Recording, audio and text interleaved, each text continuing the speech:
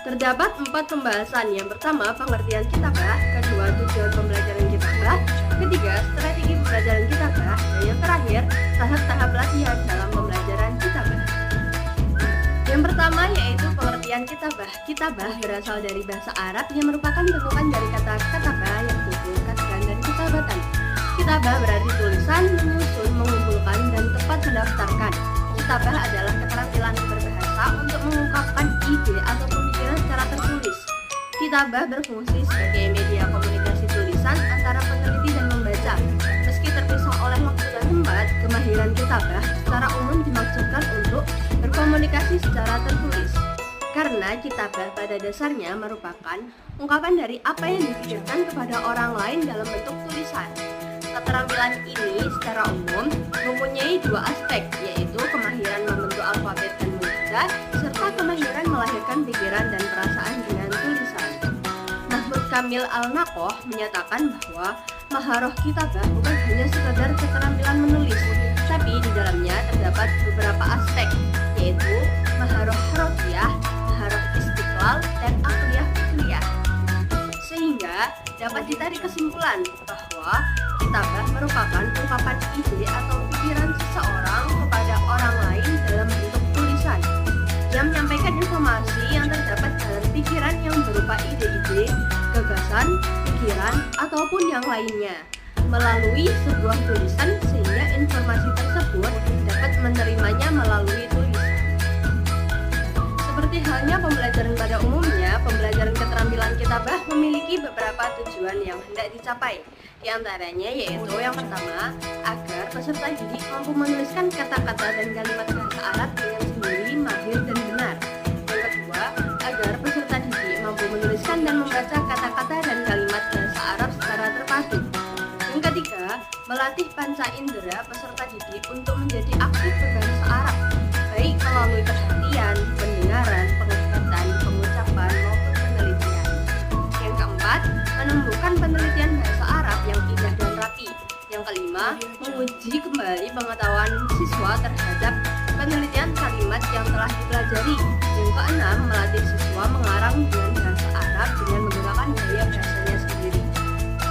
Selain beberapa tujuan tersebut, terdapat beberapa tujuan pembelajaran kitabah berdasarkan tingkatannya, yaitu yang pertama, tingkat pemula, menyalin satuan-satuan bahasa yang sederhana, menulis satuan bahasa yang sederhana, menulis pernyataan dan pertanyaan sederhana, dan menulis paragraf pendek.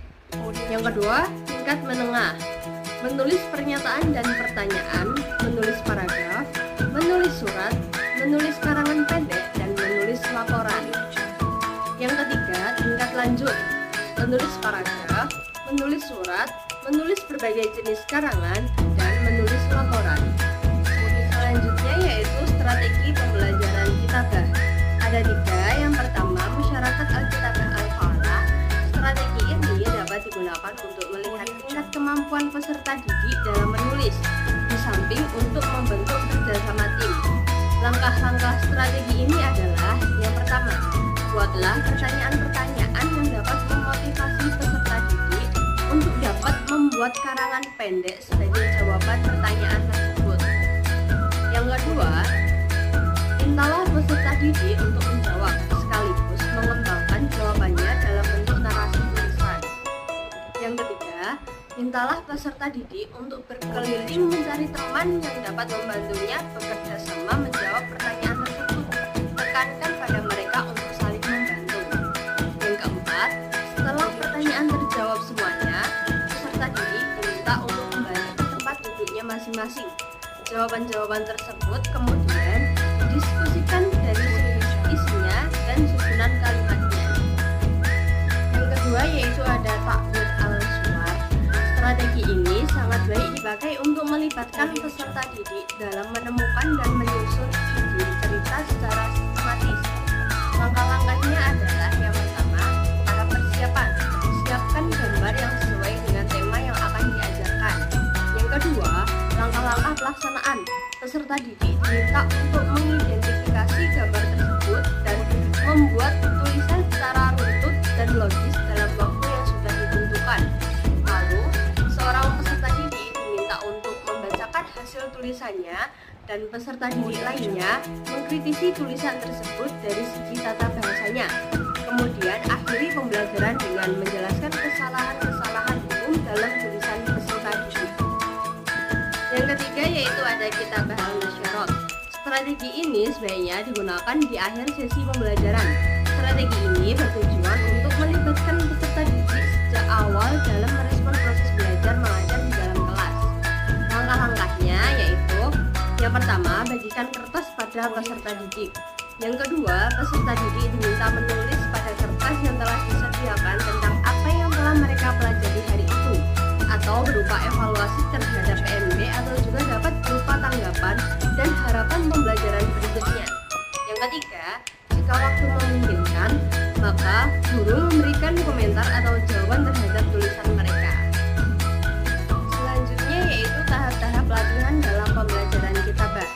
Terdapat beberapa tahap latihan menulis yang harus dilakukan dalam pembelajaran kitabah, yaitu yang pertama latihan kebahasaan, mencontoh, reproduksi, imla, mengarang terpimpin, mengisi formulir, bagian dan sejenisnya, dan mengarang bebas. Yang pertama, latihan kebahasaan memiliki banyak ragam, diantaranya latihan rekombinasi dan transformasi.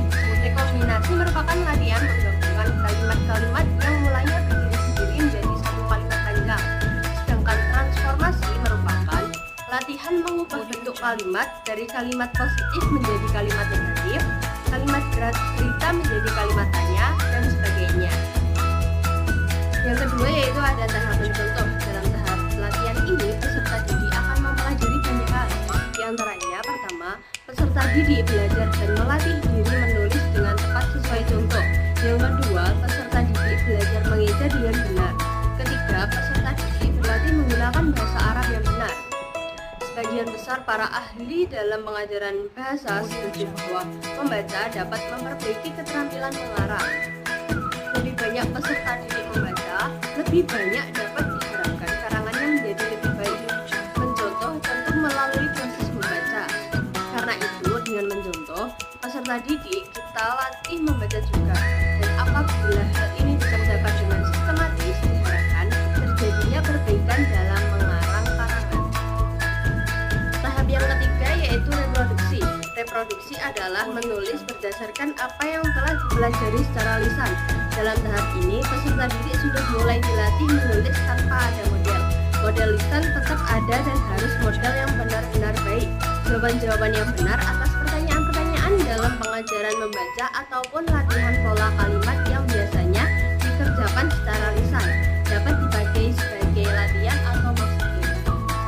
Tahap keempat yaitu imla. Dalam hal ini terdapat dua macam imla, yaitu pertama imla yang dipersiapkan sebelumnya. Peserta didik diberitahu sebelumnya materi atau teks yang akan diimlakan. Kedua, imla yang tidak dipersiapkan sebelumnya. Peserta didik tidak diberitahu sebelumnya materi atau teks yang akan diimlakan. Sebelum penyajian, sebaiknya guru membacakan secara lengkap, kemudian menuliskan beberapa kata-kata sulit di papan tulis dan diterangkan maknanya. Dalam membacakan teks imla, guru hendaknya memperhatikan asas-asas keefektifan membaca, baik yang bersifat kebahasaan maupun non-kebahasaan. Yang kelima yaitu tahap mengarang terpimpin. Pada tahap 4 di atas, kalimat-kalimat yang dilatihkan masih merupakan kalimat-kalimat lepas. Dan pada tahap 5 ini, peserta didik mulai dikenalkan dengan penelitian ilmiah, walaupun sifatnya masih terpimpin. Yang keenam yaitu mengisi formulir, bagan, dan sejenisnya. Keterampilan menulis banyak diperlukan untuk hal-hal yang praktis dalam kehidupan nyata, seperti mengisi berbagai macam formulir, membuat daftar, bagan, denah, jadwal, menyusun biodata, dan sejenisnya. Keterampilan seperti ini perlu dan juga sangat menarik untuk dilatihkan kepada peserta didik. Misalnya membuat pohon keluarga, membuat denah rumah, dan mengisi form kartu identitas. Yang terakhir yaitu ada mengarang bebas. Tahap ini merupakan tahap yang melatih peserta didik untuk mengutarakan isi hatinya dengan memilih kata-kata dan pola kalimat secara bebas. Namun, guru tetap memberikan bimbingan dan pengarahan, dan ada baiknya jika topik, unsur-unsur, dan panjang karangan ditentukan oleh guru dan kesepakatan peserta didik. Judul yang diberikan hendaknya disesuaikan dengan kemampuan dan tingkat kematangan peserta didik. Dan dalam menentukan judul, guru hendaknya tidak hanya mengandalkan seleranya saja, tetapi juga mempertimbangkan apa yang menjadi minat, kegemaran, dan perhatian peserta didik. Karena hal ini akan sangat membantu peserta didik dalam menggali dan mengumpulkan gagasan yang akan ditulisnya. Kesimpulannya yaitu, kitabah merupakan ungkapan ide atau pikiran seseorang kepada orang lain dalam bentuk tulisan. Pembelajaran kitabah diantaranya bertujuan agar peserta didik mampu menuliskan kata-kata dan kalimat bahasa Arab dengan mahir dan benar, melatih panca indera peserta didik untuk menjadi aktif berbahasa Arab, dan melatih siswa mengarang dengan bahasa Arab dengan menggunakan gaya bahasanya sendiri. Beberapa strategi yang dapat digunakan dalam pembelajaran kitabah adalah strategi masyarakat al-kitabah al-fa'alah, strategi takbir al-suwar, dan strategi kitabah al-nasyrot. Terdapat beberapa tahap latihan menulis yang harus dilakukan dalam pembelajaran kitabah, yaitu latihan kebahasaan, mencontoh, reproduksi, imla, mengarang terpimpin, mengisi formulir bagan, dan mengarang bebas. Semua strategi pembelajaran yang telah disiapkan harus diiringi dengan kemampuan dan pemahaman guru untuk menggunakan strategi-strategi tersebut. Karena tanpa hal tersebut, penggunaan strategi dalam pembelajaran akan sia-sia.